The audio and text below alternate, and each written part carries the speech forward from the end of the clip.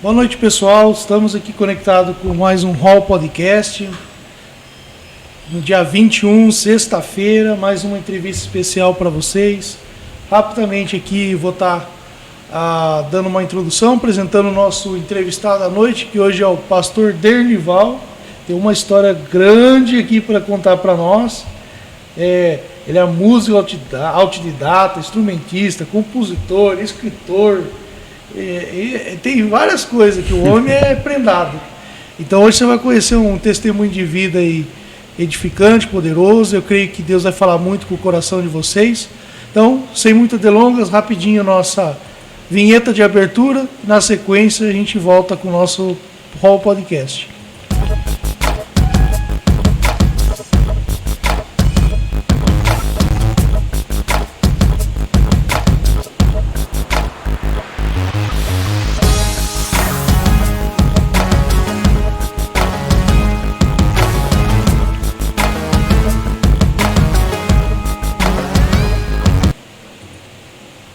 Estamos de volta aí, pessoal. Estamos enfrentando um buffer aí no YouTube, mas estamos gravando a entrevista. Se caso voltar no YouTube, glória a Deus. Se caso não voltar, estamos gravando. E na sequência que acabar, eu terminando a edição, eu subo na sequência para o YouTube para vocês não perder a entrevista. Então, sem mais enrolação, seja bem-vindo, pastor Esdras, mais uma semana aqui juntos, conectados, mais uma entrevista. Aleluia, graça e paz a todos, sejam todos bem-vindos. Eu tenho certeza que hoje você vai ser muito edificado e vai ser uma bênção. Então, se prepare, compartilhe, deixe o seu like e eu tenho certeza que você vai ser edificado através da história do pastor Dernival. Muito obrigado, pastor, seja bem-vindo. É um prazer tê-lo aqui conosco. Amém, prazer é meu. Desde já agradeço em nome de Jesus por essa oportunidade, por esse convite. E que Deus possa aí, segundo a perfeita vontade dele, direcionar todas as coisas, em nome de Jesus, que a gente agradece. Aleluia. E é uma bênção conhecê-lo, Tenho certeza que a sua história de vida, vai edificar muito aquela pessoa que está nos ouvindo. Tenho certeza que vai ser uma bênção. E nós gostaríamos de saber um pouco da história do senhor, conhecer um pouco, Amém. Eu não sou de Rio Claro, falo para as pessoas, eu vim do Mato Grosso, estou aqui, vai fazer 26 anos, aqui na cidade de Rio Claro. Minha infância foi no estado do Mato Grosso. Eu nasci no Pará, eu até brinco com o pessoal, sou filho de pais, avós, todos baianos, não conheço os meus conterrâneos de lá, mas fui criado no Mato Grosso e aos 15 anos vim para o estado de São Paulo, onde a gente fez a nossa vida aqui, estamos aqui até hoje, trabalhando, fazendo a obra de Deus. Eu e meu pai, aqui eu tenho duas irmãs aqui, um irmão, que veio depois, tinha um outro irmão meu que faleceu aqui, e o meu pai veio, minha irmã veio primeiro, depois o meu pai veio, conheceu a cidade, gostou, e nós viemos para cá. E hoje eu entendo tudo que houve assim, um propósito de Deus, nisso em todas as coisas para a gente estar aqui hoje, e a gente veio para cá e eu considero a cidade de Rio Claro hoje como a minha cidade mesmo.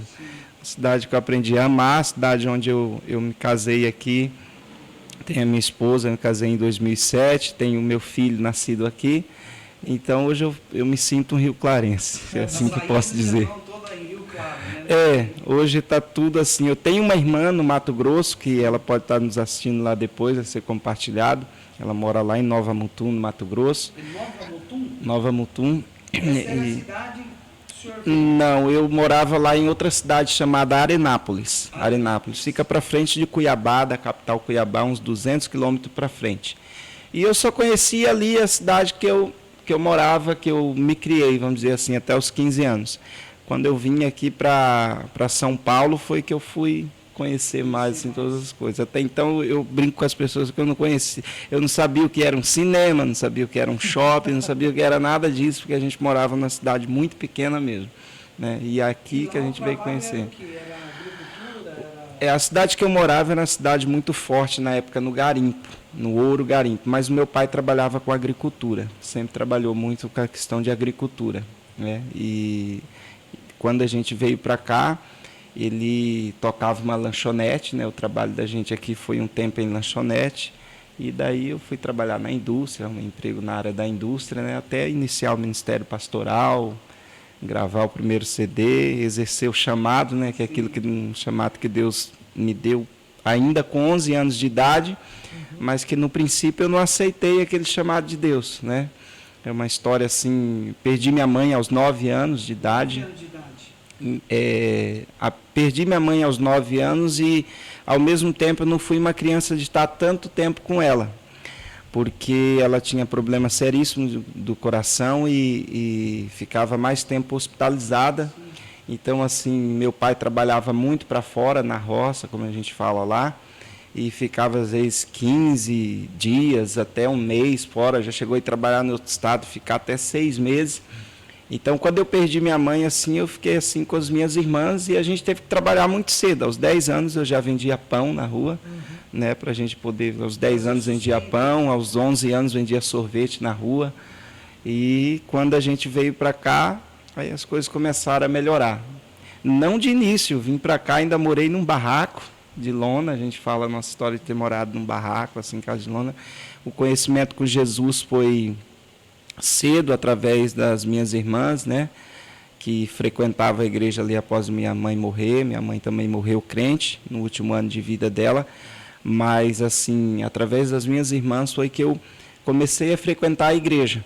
Comecei a conhecer ali a Jesus, né, a me envolver mais. E vocês vieram para Rio Claro a trabalho ou como se chegaram? A minha irmã casada, a minha irmã mais velha, ela veio com o marido dela para trabalho, né?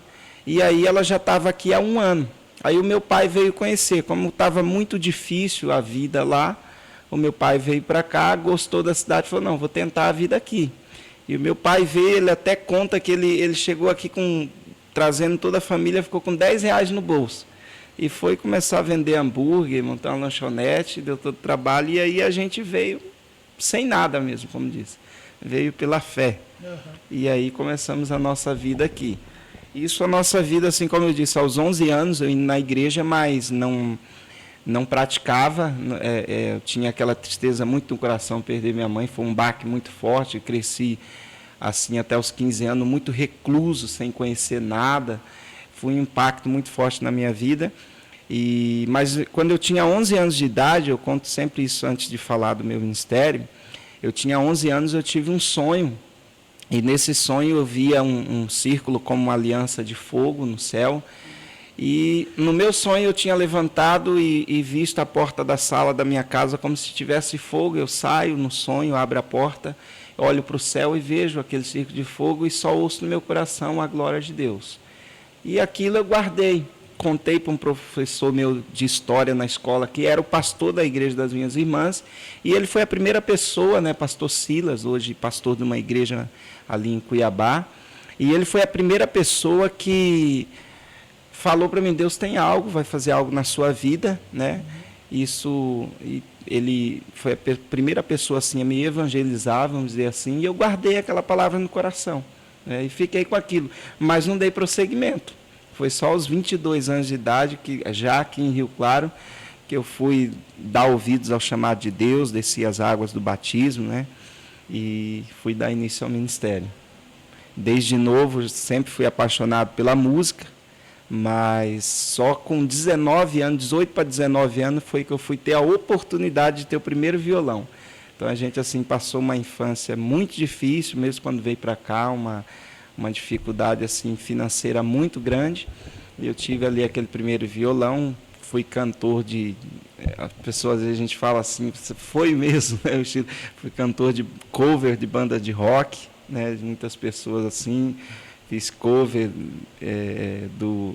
até então Rodolfo, né? Cantava no Raimundos e muitas outras bandas. E um fato interessante é que mesmo nesse meio de cover de banda de rock, eu nunca tive assim desejo de ir para vício algum de bebida ou de cigarro, nenhum desses vícios, mas a música me prendia. A música me prendia. Eu já tinha 200 músicas escritas e me preparando ali para gravar com a banda e tudo. Você tinha quantos anos? Nessa época aqui em Rio Claro já estava com 19 para 20 anos. Isso, quando comecei assim com a banda que me chamou para me ver cantar, né? Eu fui começar a tocar violão, até então só cantando. E aí com 22 anos, né, nesse inteirinho desses 2 anos, aí foi algo assim mesmo, sozinho no meu coração. Minha irmã orava em cima do caderno de música e dizia: o Senhor não chamou ele para isso, porque pequenininha ela dizia que eu já escrevia, tinha um caderno com mais de 90 músicas, que eu perdi na época. E aí Deus falava meu coração, trazia lembrança da minha mãe orando por mim, antes de eu dormir, né, orando o Pai Nosso e tudo. E um dia eu estava num show com a banda assim, e eu vi todos aqueles jovens lá embaixo, como dizia no rock, assim, batendo cabeça, pulando e rodando e usando droga. E só eu que não estava, como eles diziam ali, fora de si, né? Para não usar a palavra louco, mas vamos dizer assim, que não estava ali bêbado, que não estava ali drogado, mas que estava cantando e entretendo eles. E na hora, no palco, cantando e vendo todo mundo lá embaixo, Deus falou no meu coração: não foi para cá, não foi para isso que eu te chamei para cantar. E aí aquilo falou no meu coração de uma forma, eu estava bem, começando a me estabilizar, vindo de uma vida difícil, como eu já tinha dito. Aí Deus falou isso ao meu coração. No domingo, na outra semana, eu procurei uma igreja, né?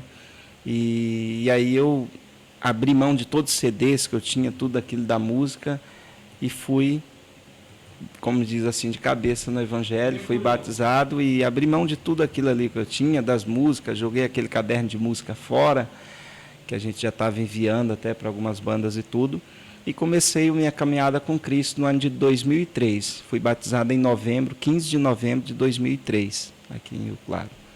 E aí dei início à caminhada com Jesus no Evangelho. E como foi esse aprendizado que o pastor teve com o instrumento? Fluiu normal, foi com revistinha? Eu falo, eu ainda dou aula de violão particular, às vezes dou aula de teclado. O pessoal fala: pastor, toca o quê? Eu falo: eu tento tocar um pouco de violão, um pouco dos outros instrumentos, mas foi tudo assim sozinho. Na época tinha aqueles livrinhos com os desenhos dos acordes. Então eu aprendi, vamos dizer assim, tocar, e só depois de 5 anos que eu já tocava, que eu já cantava, foi que eu fui estudar mesmo música com um professor. Eu estudei com um professor, até, ele pode depois estar assistindo, o Altair, o nome dele, a gente chama ele de Teco, né? Ele é bem conhecido aqui na área da música em Rio Claro, ele é formado no maior conservatório de música da América Latina, lá em Tatuí. E ele falava: isso daí já é dentro de você, né? O tocar, o compor, porque eu fazia composições e não sabia explicar como fazer composição, como colocar todos os acordes, como conhecer campo harmônico sem nunca ter estudado aquilo, né? E aí ele disse que já está. Mas aí depois desses 5 anos já tocando, foi que eu fui me dedicar a estudar, porque eu falei: eu quero entender isso que eu toco, isso que eu componho, mesmo depois para eu bater o desejo também de começar a ensinar. E eu fiquei uns 10 anos que eu tive um projeto gratuito de música, ensinando gratuitamente, devo ter ensinado uns 200 alunos, assim, de violão. E os outros instrumentos, assim, a gente sempre tocou por faltar alguém no culto, como diz o ditado, mas mais o violão mesmo que a gente estudava. Hoje eu estou tocando teclado, mas faz uns 5, 6 anos que eu comecei a estudar teclado. E aí o desejo de gravar sempre teve no meu coração, mesmo antes de vir para Jesus me batizar. Eu falo para as pessoas que 2 coisas que eu sempre amei: música e filme. E aí, na verdade, no mundão eu era preso nisso, né? Era muito preso à música e a filmes.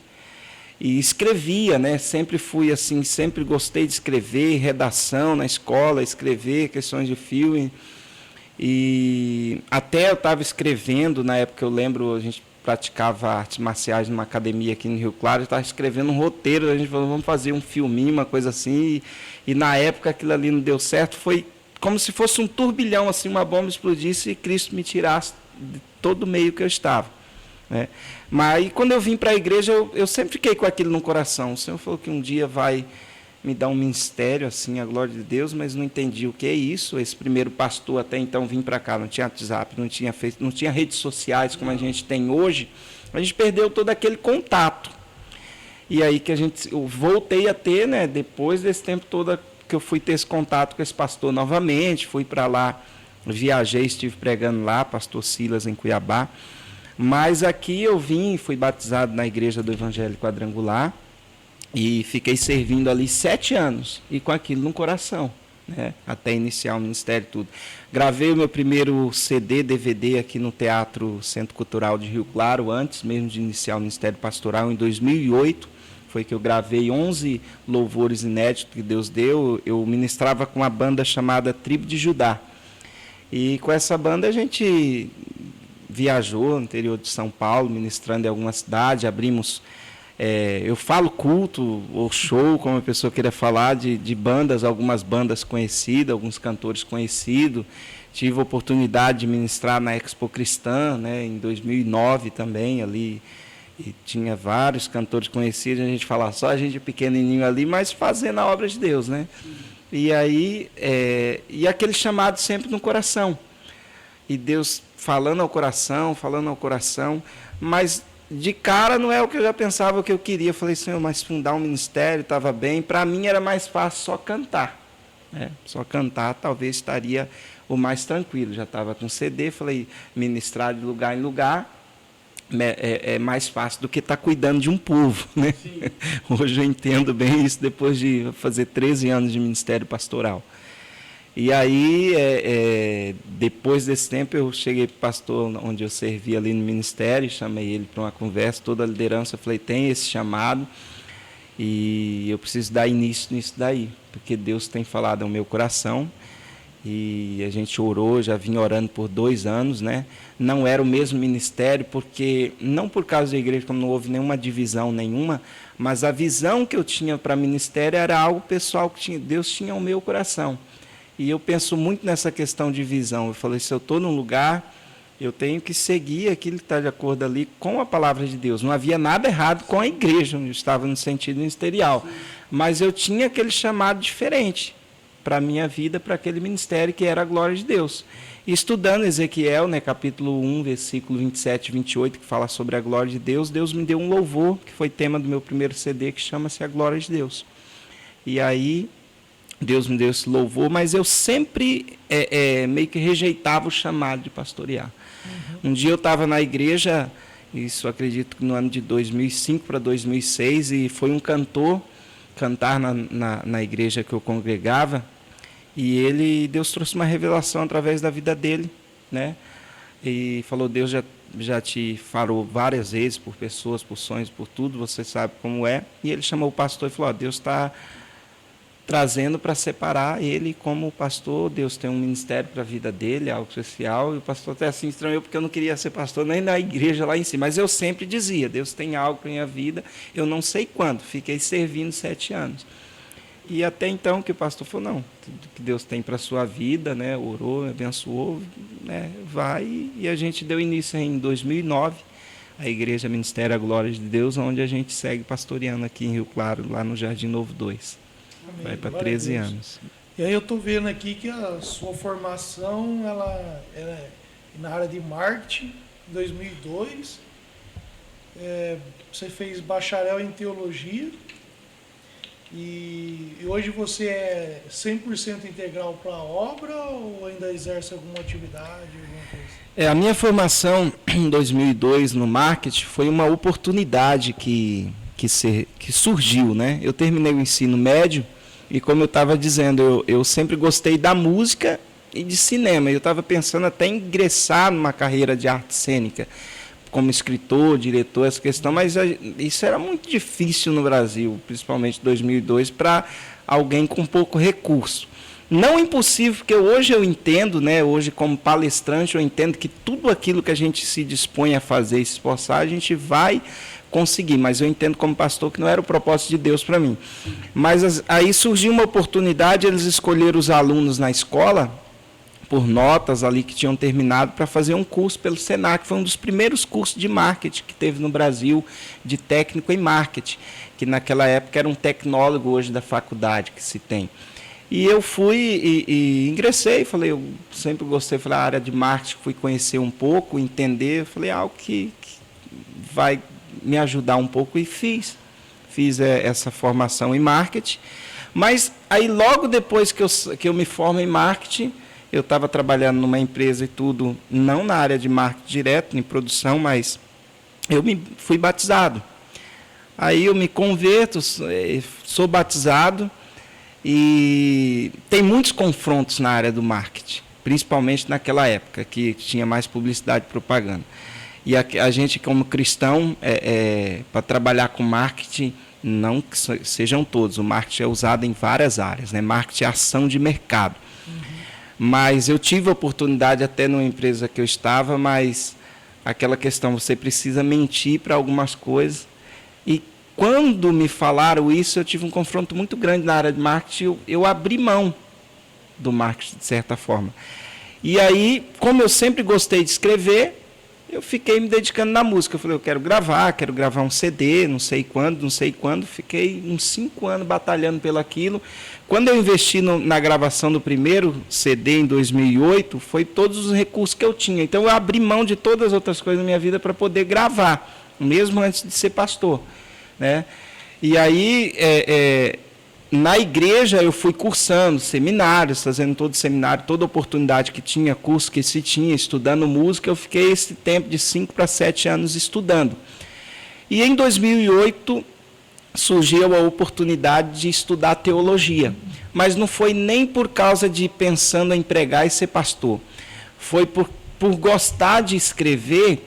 Eu vi que estudando a teologia, uma coisa que poucas pessoas sabem, que o teólogo ele também aprende ser editor.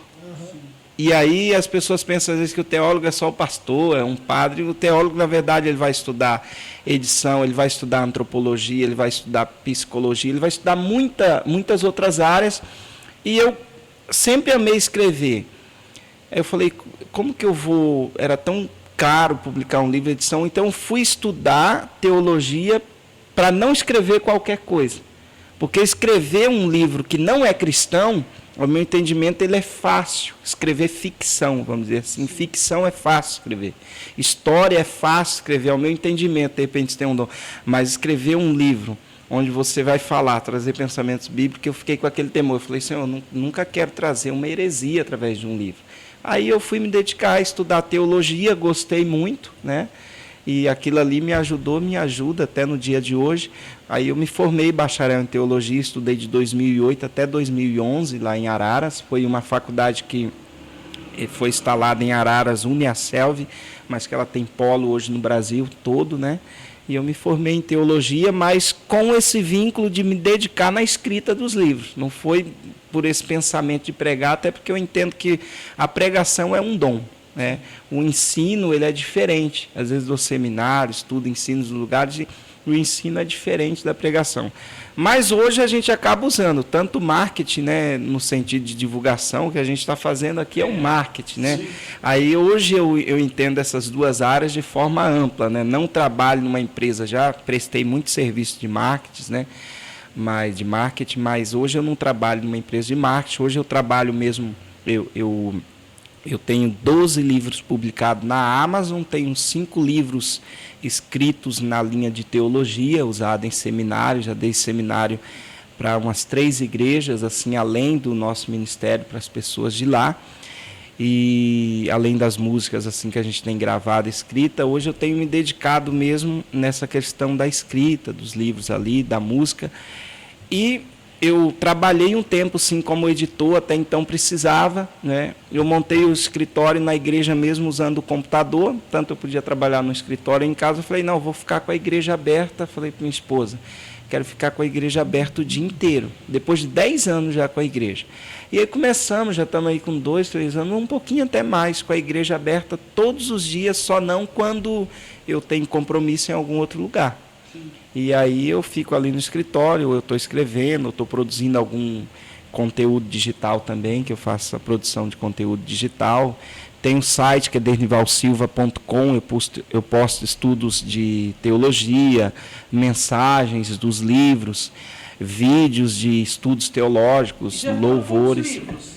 São 12 livros publicados na Amazon. Eu estou escrevendo um livro novo, até então aqui vou estar, vamos dizer assim, divulgando, que é um livro que não seria um livro evangélico, é o meu primeiro livro que, apesar de eu trazer citações bíblicas, porque é o ramo da gente, mas é um assunto diferente, que é sobre liberdade. E Deus me trouxe a escrever sobre liberdade, e eu tenho escrevido sobre isso. Eu trouxe uma pregação sobre o apóstolo Paulo, lá de Atos 16, Paulo e Silas na prisão, e a mensagem ali foi que Paulo e Silas, após apanhar, sofrer tanto ali no cárcere, eles cantavam louvores a Deus. Eu falei, como pode alguém preso naquela situação se sentir livre? Então eles estavam presos fisicamente, mas livres espiritualmente. Sim.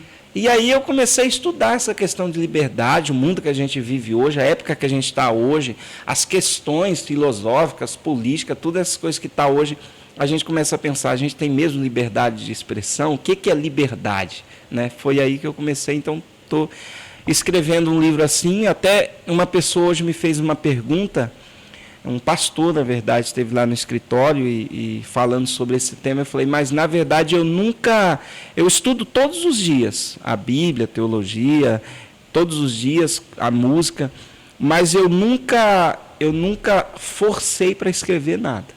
Eu não forço, eu falo, eu só escrevo quando Deus traz inspiração.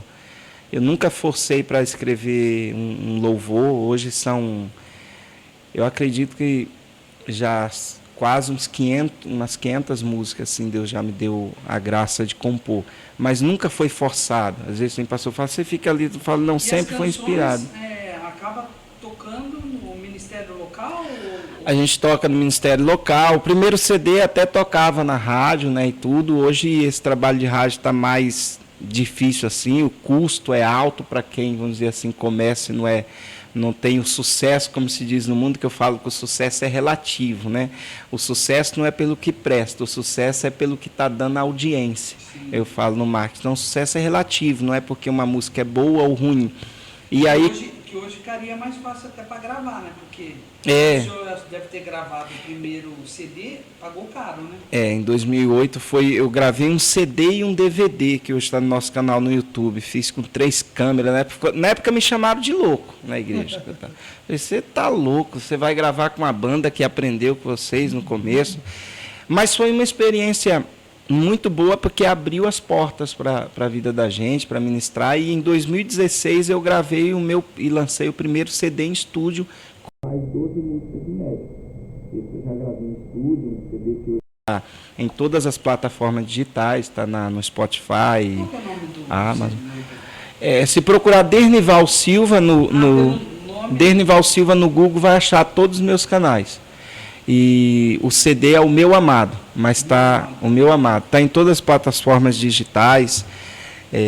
Hoje esse CD, né, essas músicas aí, então assim, através da internet, eu não tenho muitos, vamos dizer assim, esse conhecimento no YouTube, mas o trabalho assim, pouco que a gente faz, tem alcançado, né, uma certa visualização assim.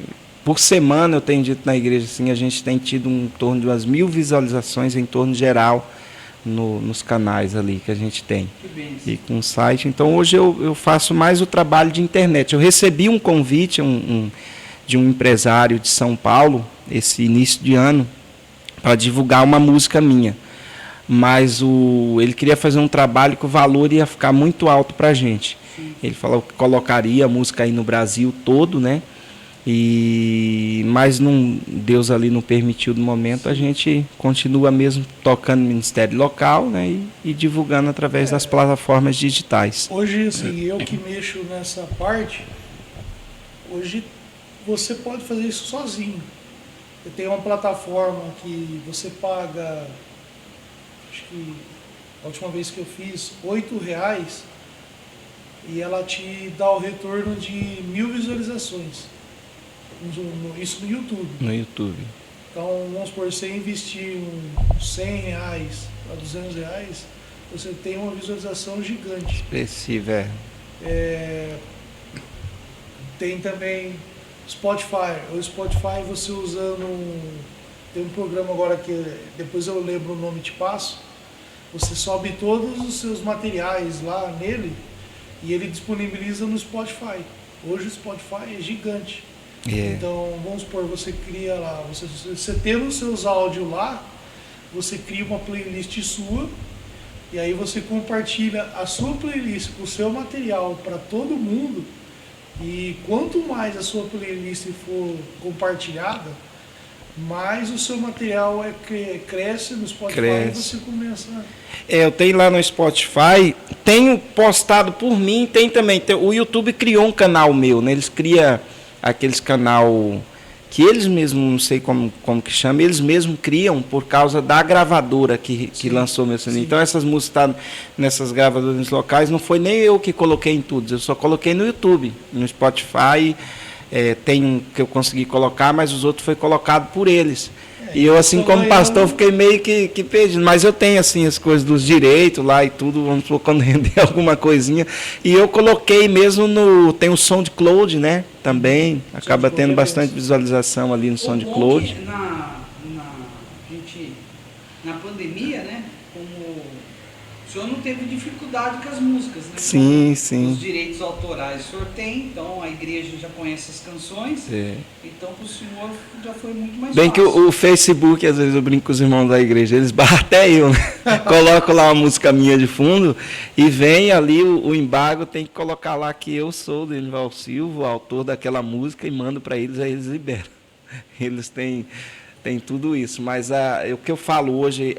Essa mídia que a gente tem hoje, essa oportunidade de um podcast, isso há alguns anos atrás era praticamente impossível, né? Isso, ao meu entendimento, isso é muito bom para a igreja. Sim.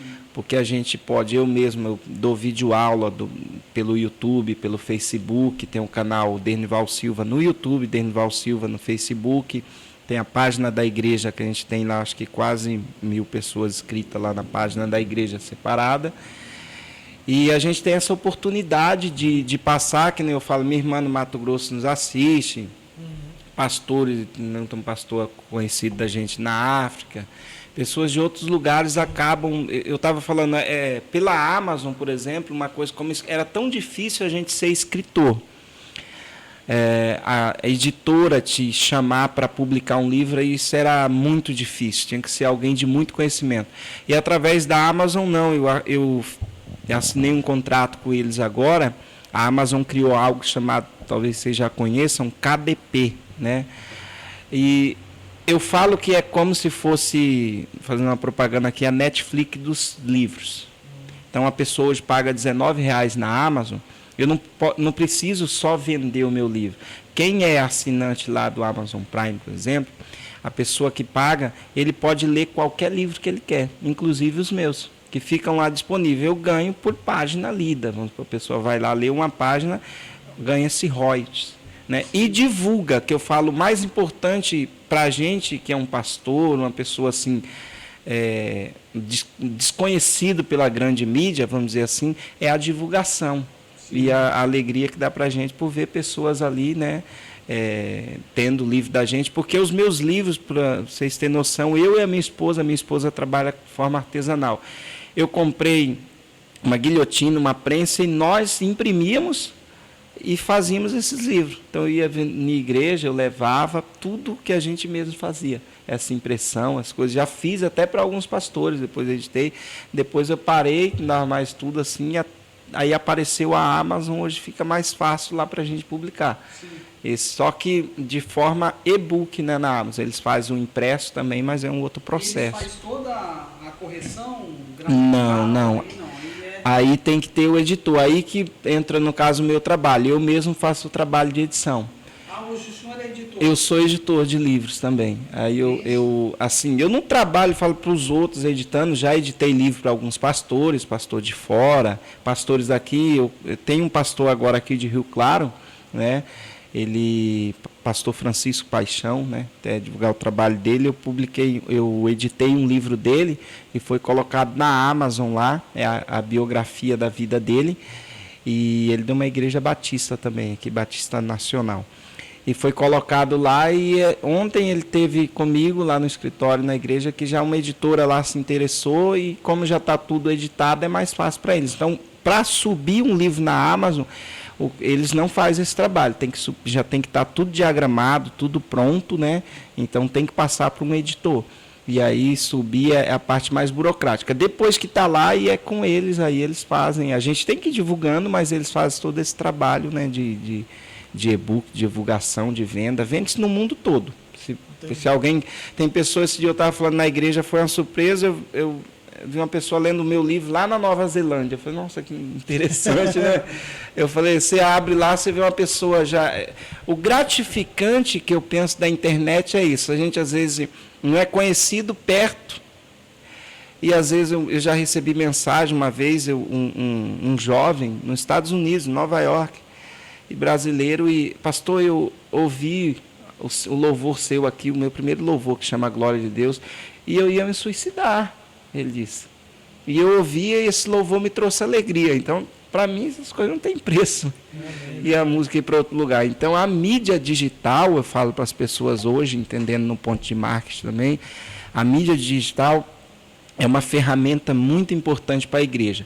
Eu não menosprezo a igreja presente, jamais, porque a igreja precisa, ao meu entendimento, tá, teológico assim, a igreja precisa estar em comunhão, seja nos lares, seja num prédio, se reunir, porque comunhão é o que fortalece o corpo de Cristo. Sim. Então, esse vínculo presente, tanto que a Bíblia fala, não deixe de congregar.